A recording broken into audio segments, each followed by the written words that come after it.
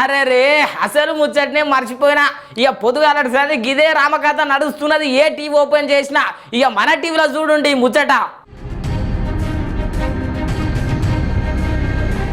తెలంగాణ రాష్ట్రంలో 3 పార్టీల రాజకీయం ముద్దుగానే నడుస్తున్నదుల్లో నువ్వెంత అంటే నువ్వెంత అన్నట్టే ఉన్నది ప్రస్తుతం మన రాజకీయం.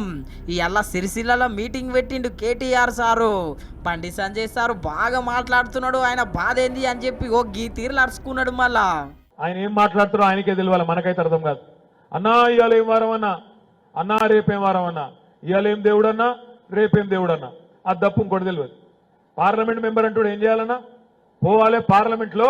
ఇగో మా కరీంనగర్ పార్లమెంటుకు ఒక కొత్త విద్యా సంస్థ కావాలి, ఒక మెడికల్ కాలేజ్ కావాలి, మాకు ఒక దవాఖాన కావాలి, మాకు నేషనల్ హైవే కావాలి, మాకు రైల్వే లైన్ గతంలో కేసీఆర్ మంజూరు చేయించింది జల్దీ కావాలి అని అడగాలి. దమ్ముంటే చేతనైతే కాళేశ్వరం ప్రాజెక్టుకు జాతీయ హోదా దేవాలి, ఈ ప్రాంత రైతులకు మేలు చేసే పని చేయాలి. సిరిసిల్లలో ఉండే నేతన్నలకు ఒక మెగా పవర్ లూమ్ క్లస్టర్ దేవాలి. మరి నేను ఇప్పుడు చెప్పిన దానిలో ఒక్క పనిన చేసిండా బండి సంజయ్ అంటే? ఆయన ఏం బీకిండి 5 ఏళ్ళు? ఏమీ లేదు. ఏమన్నా మాట్లాడితే నువ్వు హిందువా ముస్లింవా, హిందువా ముస్లిమా, మసీదా మందిరా, ఏం మాట్లాడినా గదే తప్ప ఇంకోటి రాదు. మతం పేరు మీద రాజకీయం. ఇక దేవుడిని ఈయననే కనిపెట్టినట్టు, దేవుడు ఇదివరకు మనకు తెలియనట్టు, మనం ఇదివరకు బొట్టు పెట్టనట్టు, మనకు సంబంధమే లేనట్టు, వీళ్ళే నినగాక మొన్న ఉట్టించినట్టు ఇక రామ్ మందిర్ అని చెప్పుకొని ఇంటింటికి ఫోటోలు పంపుతాడు, అక్షింతలు పంపుతాడు. పంపుకో ఏం అభ్యంతరం లేదు.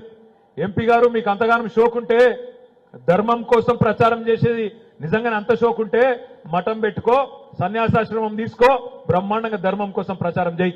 కానీ ప్రజాప్రతినిధిగా ఎంపీగా నువ్వు చేయవలసిన పని చేయకుండా సన్నాసి మాటలు మాట్లాడుకుంటా మళ్ళీ మీదికెళ్ళి ఏదో ప్రజా సంకల్ప యాత్ర. నువ్వు పీకింది ఏందని ప్రజా సంకల్ప యాత్ర? ఇన్నర్ గదుల్లో BJP leader Bandi Sanjay sir ను ఎట్లా అరుచుకున్నాడు. ఇటు బీజేపీ పార్టీని అరుచుకుంటే అటు కాంగ్రెస్ పార్టీని అరుచుకోకుండా ఉంటాడా చెప్పుండ్రి. కాంగ్రెస్ పార్టీని కూడా ఖతర్నాక్ అరుచుకున్నాడు. మళ్ళా ఇలా వాళ్ళే పోయి పాలాభిషేకాలు చెప్తున్నాడు. రేవంత్ రెడ్డి వచ్చి ఏందో చేసిండని పాలాభిషేకాలు. మందికి పుట్టిన బిడ్డలు మా బిడ్డలు అని చెప్పుకుంటానికి ఇజ్జతనే ఉండాలనా లేదా? మందికి పుట్టిన బిడ్డలు మా బిడ్డలు అని చెప్పుకుంటాను కొద్దిగా సిగ్గు ఇజ్జత్ అనిపించాలనా వద్దా? వీళ్ళు ఇచ్చినారు నీళ్లు వీళ్ళ ముఖాలకు. వచ్చినప్పుడు నిన్నగాక మొన్న ఎంత సిగ్గులేనుడి ముఖ్యమంత్రి అంటే, మనం ఇచ్చిన ఉద్యోగాలు కూడా ఈయన పత్రాలు ఇచ్చుకుంటా నేనే ఇచ్చిన ఉద్యోగాలను నరుకుతున్నాడు. గంత దగులుబాజీ ముఖ్యమంత్రి ఈయన. ఆయన ఒక ముఖ్యమంత్రి, ఆయన కింద పనిచేసే సన్నాసులు వేరే తిరిగించుకుంటారు, గట్లే ఉంటారు. ఇక్కడున్న ముస్తాబాద్లో ఉండే కాంగ్రెస్ సన్నాసులు కానీ, ఇక్కడ సిరిసిల్లలో ఉండే కాంగ్రెస్ సన్నాసులు కానీ గట్లనే ఉంటారు. ఇప్పుడు నేను మొన్న చూసిన ఇక్కడున్న నా మీద పోటీ చేసి 4 సార్లు ఓడిపోయిండు ఒక ఆయన, కేకే మహేందర్ రెడ్డి. ఇంకా ఎన్ని రోజులు ఏడ్చుకుంటూ బతుకుతున్నా నాకైతే తెలియదు. ఇక అది ఎన్ని రోజులు ఏడుస్తారా నాకు అర్థం కాదు. ఇప్పుడు 2009లో 171 ఓట్లతోని ఓడిపోయినావు. ఇక అప్పటి నుంచి ఇప్పటిదాకా ఏడ్చుకుంటూనే బతుకుతావు. ఇక అప్పటి నుంచి ఇప్పటిదాకా సానుభూతి డ్రామాలేనా? పొరపాటున ఈ 10 ఏళ్ల తర్వాత పొరపాటున కాంగ్రెస్ గవర్నమెంట్ వచ్చింది. వస్తే ఏమైంది? మన ప్రభుత్వం ఉన్నప్పుడు ఇటు రైతులను ఆదుకున్నాం, అటు నేతన్నలను ఆదుకున్నాం. ఇన్నర్ గదుల్లో ఇరు పార్టీలను ఇర్ల మరల ఎట్లా అరుచుకున్నాడో కేటీఆర్ సారు.